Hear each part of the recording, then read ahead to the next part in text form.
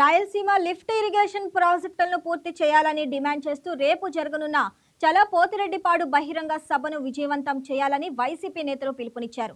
నెల్లూరు జిల్లా ఆత్మకూరు నియోజకవర్గ మాజీ ఎమ్మెల్యే మేకపాటి విక్రమ్ రెడ్డి క్యాంపు కార్యాలయంలో చలో పోతిరెడ్డిపాడు వాల్ పోస్టర్ను నాయకులు కార్యకర్తలు ఆవిష్కరించారు.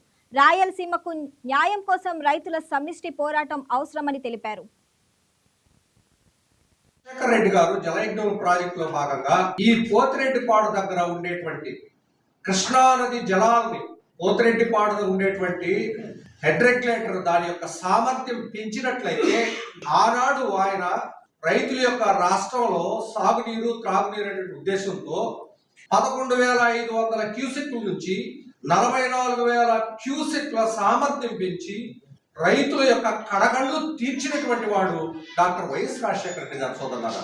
అయితే తనయులు వైఎస్ జగన్మోహన్ రెడ్డి గారు అదే పోతిరెడ్డిపాడును 44,000 టీఎంసీల నుంచి 80,000 టీఎంసీల యొక్క సామర్థ్యం పెంచినట్లయితే కర్నూలు, కడప, చిత్తూరు, అదేవిధంగా అనంతపురం, నెల్లూరు, ప్రకాశం లాంటి ఈ జిల్లాలన్నీ కూడా తాగునీరు సాగునీరు అనేటువంటి విషయంలో సమగ్రంగా ఇక్కడంతా కూడా ఈ ప్రాంతం అంతా కూడా సస్యశ్యామలం అయ్యేటువంటి అవకాశం ఉంది అని చెప్పేసి ఈ సందర్భంగా తెలియజేస్తూ అక్కడక్కడ సామర్థ్యం ఈ రాష్ట్ర ప్రభుత్వం ఈ విషయంలో తెలుసుకోవాల్సినటువంటి అంశం ఉంది.